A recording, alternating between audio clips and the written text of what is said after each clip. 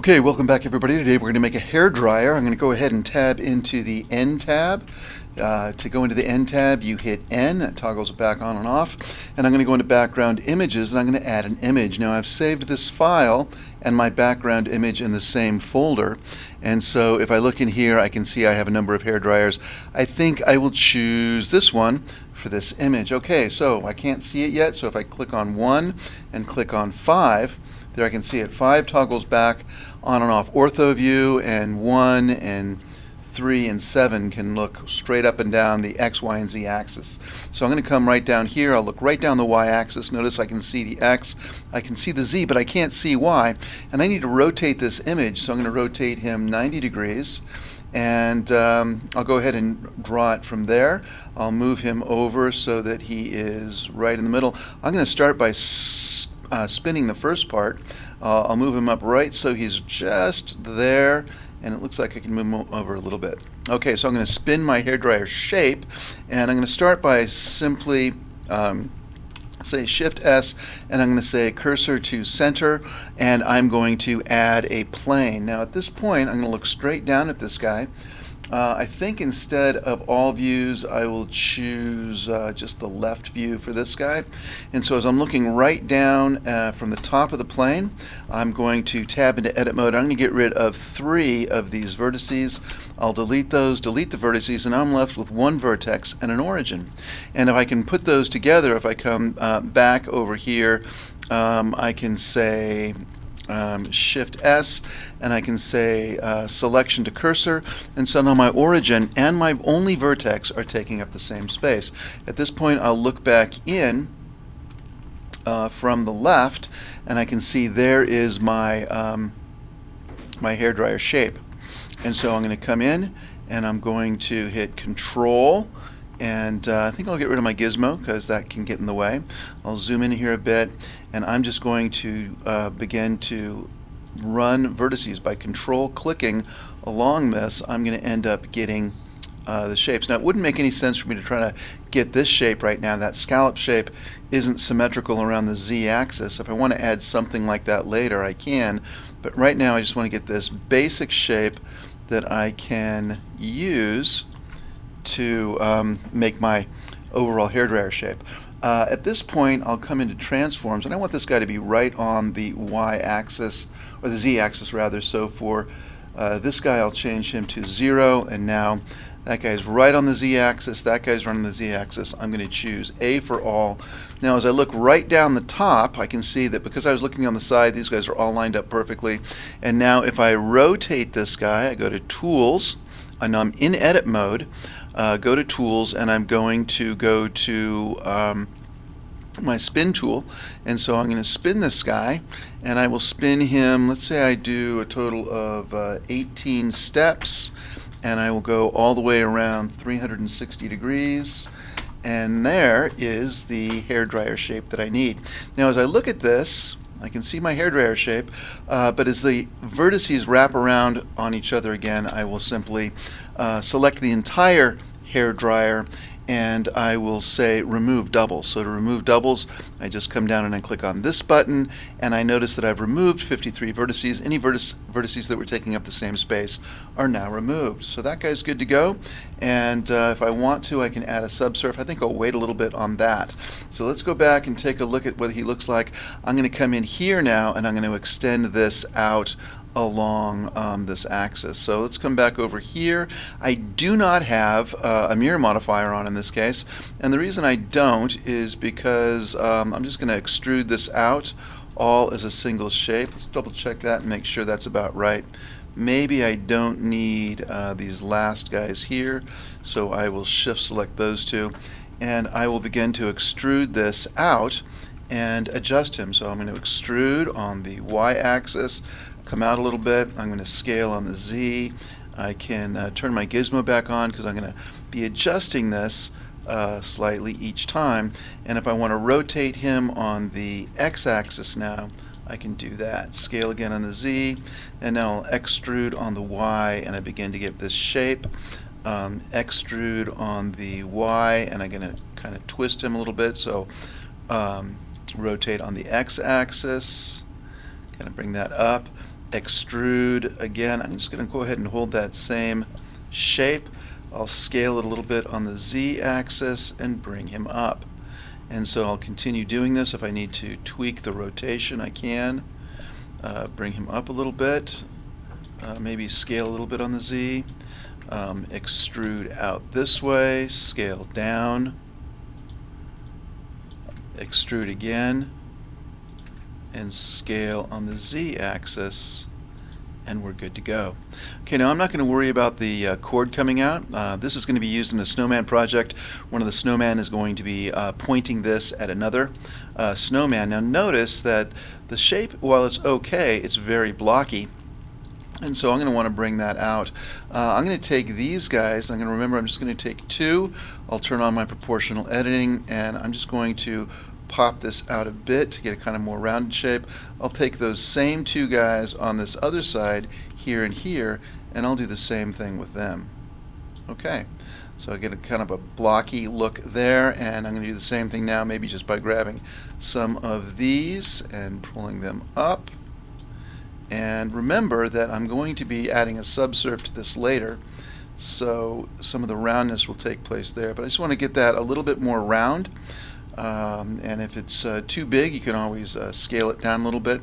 In fact, let me just try that. I'm going to go ahead and box select that whole thing, getting all of the verts on the handle, and I'll just either scale that down a little bit, or I could even come down here to smooth vertices and it'll smooth it down. So now I've got something that's beginning to look like a hairdryer handle. At this point I'm going to come over to add a modifier. I'm going to add a subdivision surface, bump it up a notch or two, and so this thing is beginning to take the basic shape of my hairdryer. Let's go ahead and take a look. If I look at it in that mode, I can see it's not too bad. It's just using this basic shape to give me something that approximates what I'm looking at. And so now I'm going to add some more features to this. Let's see, if I come back into here, I can now begin to rotate it. So I guess I'm going to go ahead and take the origin and move it to the center of my geometry now. So I'll say go to the origin or the object, transform, and I'm going to say origin to geometry. And I'm going to rotate this guy around the x-axis, and at this point my picture's not going to be very helpful anymore. I can even say Shift S, selection to cursor, and then just move it up, and so this thing's kind of centered. Now at this point I'm going to add some definition into this part. So one of the things I noticed earlier was that right in here there was kind of a hard edge, so I'm going to take this guy and I can begin to, let's say, scale that out, and I'll get a hard edge. If I take off my proportional editing, I'll get more of a direct sharp edge there. So just take that out and do the same thing here. Maybe I'll just select, alt select that, and begin to, oh interesting, I don't get this part down here, so I'll select those two individually and I'll begin to scale that out. Okay, fine. And I can begin working with this and trying different things to get different kinds of shapes, whatever shape you want. So for instance, I can bring that in a little bit, and every once in a while I'll come back out here to take a look at that edge, see what it looks like. In here, I think it might be nice to have kind of a harder edge right there. That didn't turn out just the way I wanted. So I'll come back over here, try it this way, and bring it out, scale that up a little bit. I'll get a little bit of a harder edge right there on that piece. Alright, good. Now another thing over here, I'm going to have a harder edge right in here, kind of a little bit of a lip here, so I'll take that guy, scale him out a little bit. If I want to take the inside guy, I can alt select him and scale him in a little bit, and if I want even more definition here, I can put another loop cut in right here and take that guy and can even push him out a little bit. It'll make that a little bit more pronounced. Okay, now the end over here, I can see that this thing's rounded off because of my subsurf modifier, so I'm definitely going to put in a loop cut right here, bring that out so that's a harder image, and if I want to, I can get rid of these guys in the middle. So if I circle select that and say X, I will sorry, X, I can delete that, all those vertices, and now that guy is a tube. But it's paper thin, so I think what I'll do is I will take this, Alt select that, and I can begin scaling this. Maybe I'll go back here and choose vertices, and I'll say E to extrude, and I'm going to say scale to scale that guy in. Okay?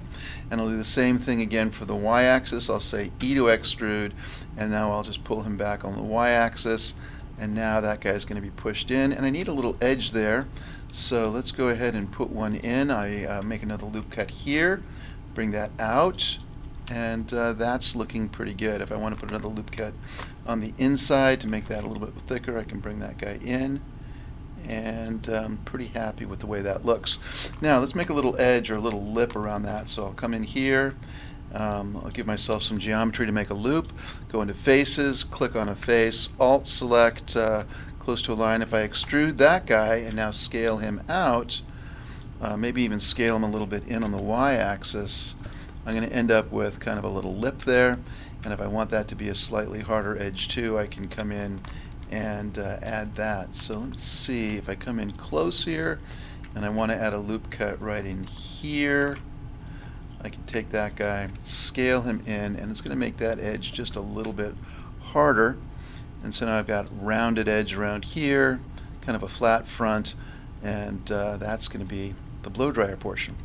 Okay, a couple other things. I'm pretty happy with this shape, but over as I come in here, I'm going to want to take faces, and I'm going to take every other one of these. Just by holding down the Shift key, I can take each of these guys, and this is going to give me kind of a vent so I can have an air intake. And all I'm going to do this is I'm going to say extrude, and I'm going to come in on the y-axis and pull that in and maybe scale that way down.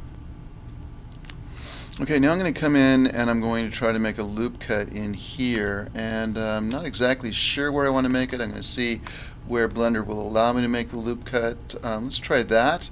If I try that and scale that in a little bit and then drag him out, I'll get a little more definition around those edges. If I take this guy in here, actually let me deselect everything, do a little cut right in here. I'm going to push that guy in a little bit and see what that does. Actually, let me undo that. I've got my line selection on. I think I will take, instead of that, I'll take just these vertices, and so now if I push that in, that'll change that shape a little bit, and that's looking interesting. Let's see what other shapes I can get in here. Let's take this guy and scale him in a bit, and I'm going to bring him back this way too, and okay, I'm going to leave that right in there. Okay, so now I've got a basic shape. I'm not crazy about it yet. Looks like there's a lot of distortion happening in here.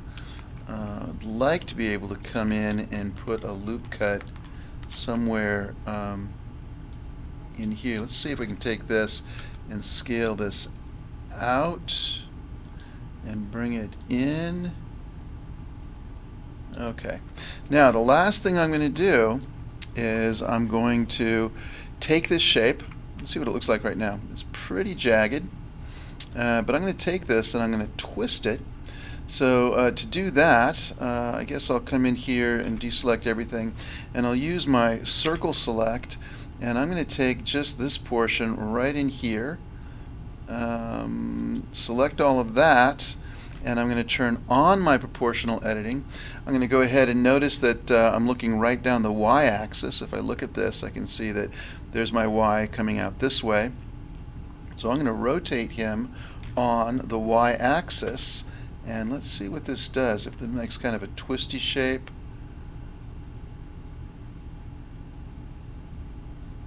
do it right from there.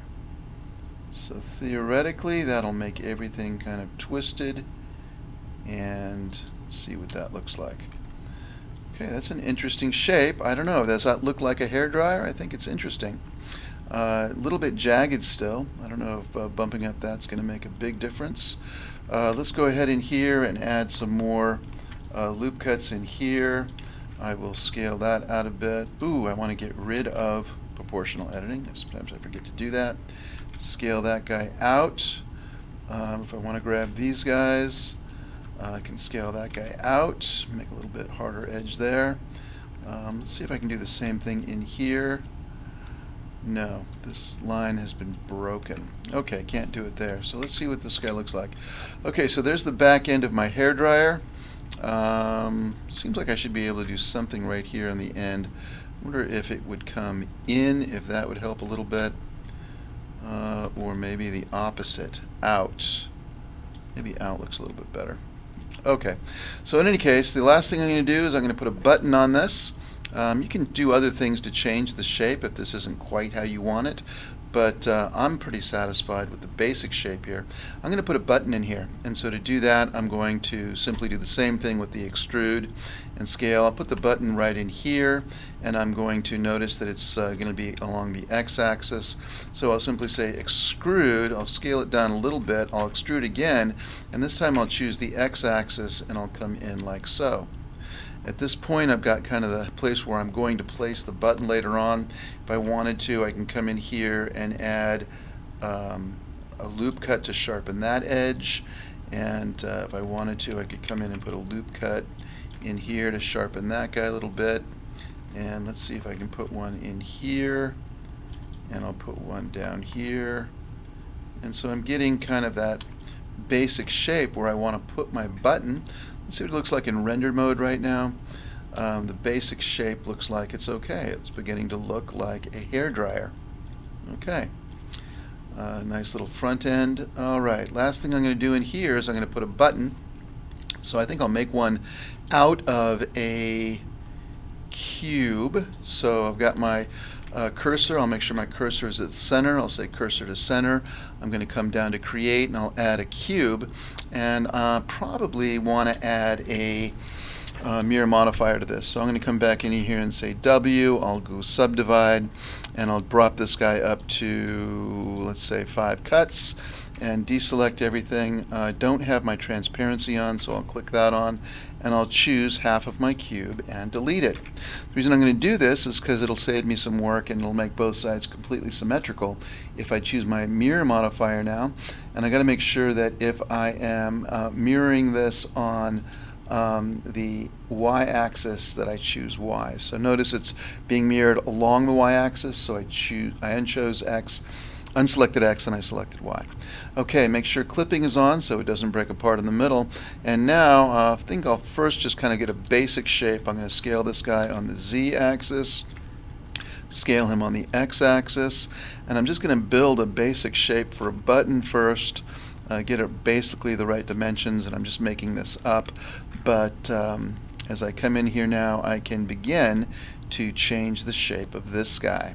And so coming back in here, I can, I don't know, for instance, come in and I want it to be kind of a curved shape, so I'll scale this down a little. Ooh, no, I don't want to do that.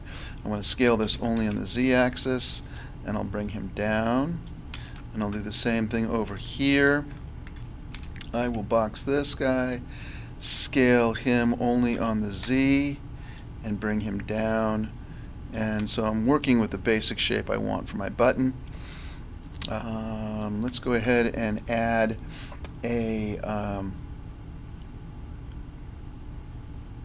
another modifier, this time a subsurf modifier, and I can begin to move things around even a bit more. So let's go in here and grab these guys. Transparency is on, so I say box select these, and I'll move this down a little bit, and I will box select these, and I guess I'll scale it on the Z-axis, and I will move it down a little bit. And same thing over here. I'm going to come in and I'm going to box select these guys, scale on the Z, and then I'll flatten out the bottom line, and that looks like it's pretty good to go. I should have done this with less than 5 cuts, but that's okay. I want to come in and take this part now, and I want to have this come out a little bit, so I'll choose my circle select, and I'm going to choose some of these guys in the middle. Maybe I'll choose that whole surface.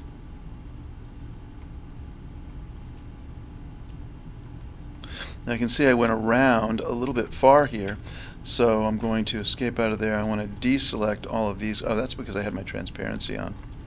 Let's take off transparency and let's do it again. Circle select, and this time I'll hold down shift and I'll just deselect those guys, and I'll come up here, I'll say circle select, hold down the shift, and I can deselect those. Okay, the point is I just wanted that face done, and so this mirror modifier is still on, and I'm going to come over here and I'm going to say extrude on the, looks like the y-axis, and I'll kind of bring that in, but then I will scale that in and bring him down, and so it gives me just a little bit more dimension there. Same thing over here, loop cut. I'm going to come over here, and I don't want this quite so sharp, so I will take, make sure that's all set, and I'll take these guys, and I'm going to bring that down so I get kind of a flat edge here. Same thing here. Select these guys and bring that down.